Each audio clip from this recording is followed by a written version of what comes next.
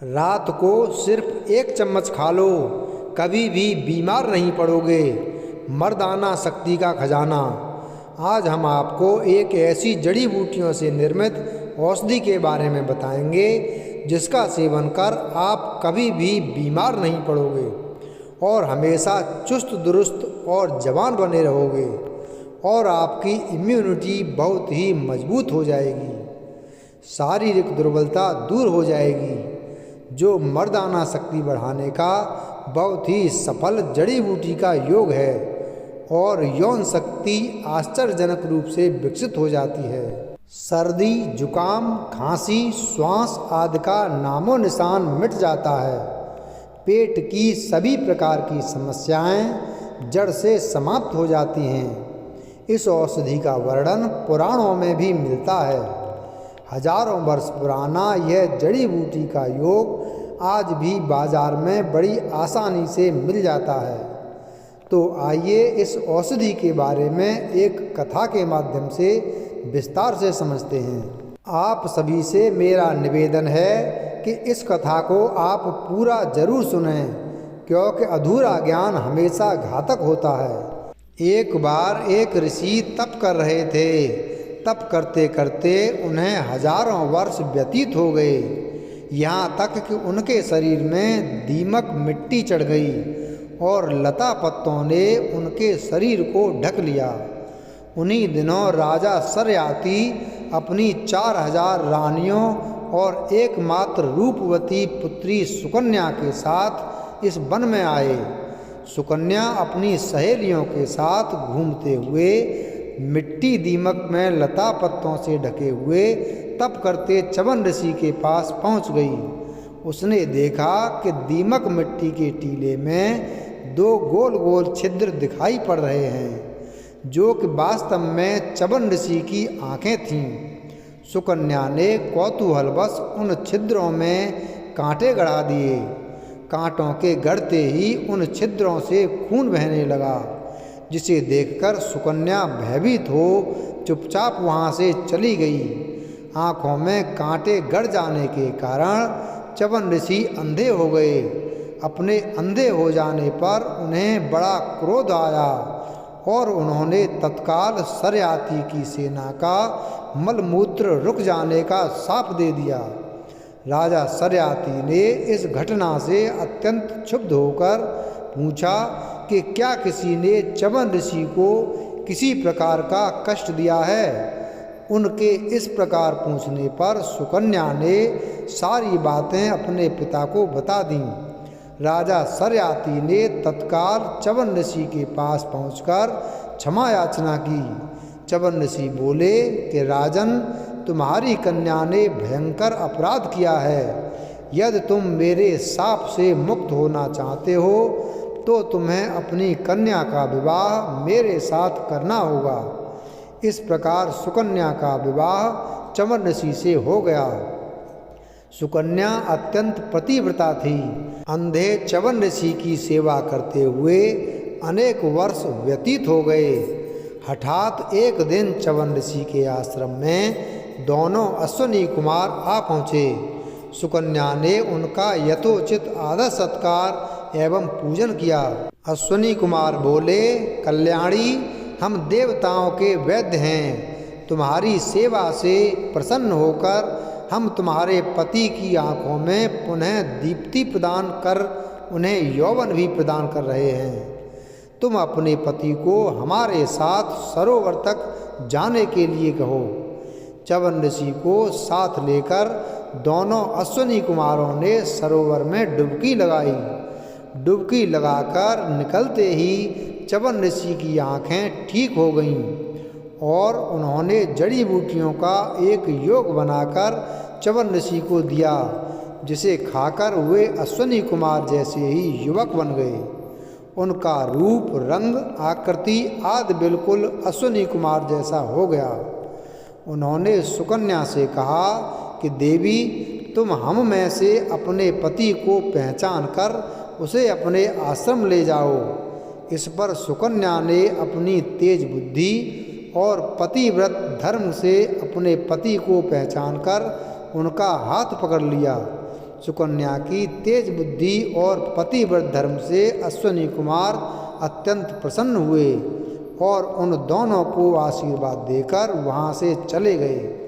जब राजा सरियाती को च्यवन ऋषि की आंखें ठीक होने और नए यौवन प्राप्त करने का समाचार मिला तो वे अत्यंत प्रसन्न हुए और उन्होंने च्यवन ऋषि से मिलकर उनसे यज्ञ कराने की बात की। च्यवन ऋषि ने उन्हें यज्ञ की दीक्षा दी।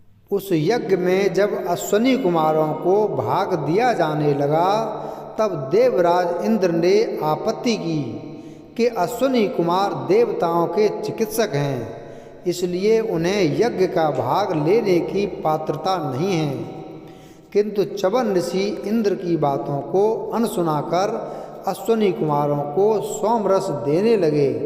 इससे क्रोधित होकर इंद्र ने उन पर वज्र का प्रहार किया, लेकिन ऋषि ने अपने तपोबल से वज्र को बीच में ही रोककर एक भयानक राक्षस उत्पन्न कर दिया। वह राक्षस इंद्र को निगलने के लिए दौड़ पड़ा। इंद्र ने भयभीत होकर अश्विनी कुमारों को यज्ञ का भाग देना स्वीकार कर लिया और च्यवन ऋषि ने उस राक्षस को भस्म करके इंद्र को उसके कष्ट से मुक्ति दिला दी। च्यवन ऋषि के 12 शिष्य थे जिन्हें 12 पुत्र के नाम से जाना जाता है। ये 12 पुत्र टोंक जयपुर जिले के 12 गांव में बस गए। इसी आधार पर च्यवन गौड़ ब्राह्मण को 12 गांव ब्राह्मण भी कहते हैं। इस समाज की मुख्य धर्मशाला टोंक जिले के डिग्गी कल्याणधनी गांव में है।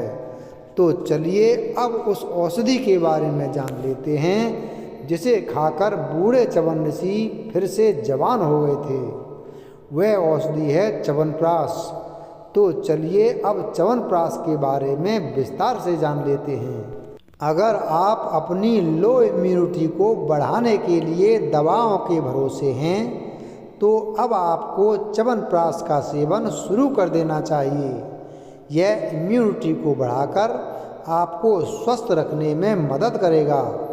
बचपन में आप सभी ने अपने दादा दादी नाना नानी को च्यवनप्राश खाते देखा होगा। हो सकता है कभी कभी उन्होंने इसे खाने के लिए आपको मजबूर किया हो। स्वाद में बेशक यह इतना स्वादिष्ट न लगे, लेकिन आपके स्वास्थ्य के लिए यह किसी रामबाण औषधि से कम नहीं है, खास तौर से सर्दियों में।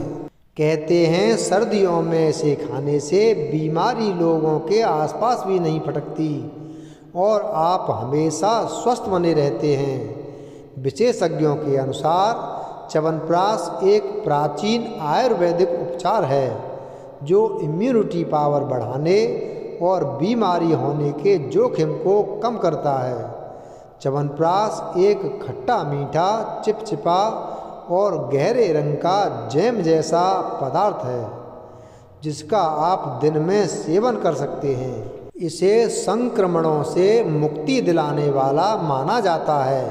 आयुर्वेदिक साइंस में स्वीकृत स्वस्थ अवयवों से तैयार किया जाने वाला powerful antioxidant paste immune health को बढ़ावा देने, पोषण देने और आपको अपने स्वास्थ्य को ठीक बनाए रखने में मदद करता है। आज मार्केट में च्यवनप्राश की कई वैरायटी आपको मिल जाएंगी जो लोगों को भ्रमित करती हैं कि उन्हें कौन सा चुनना चाहिए।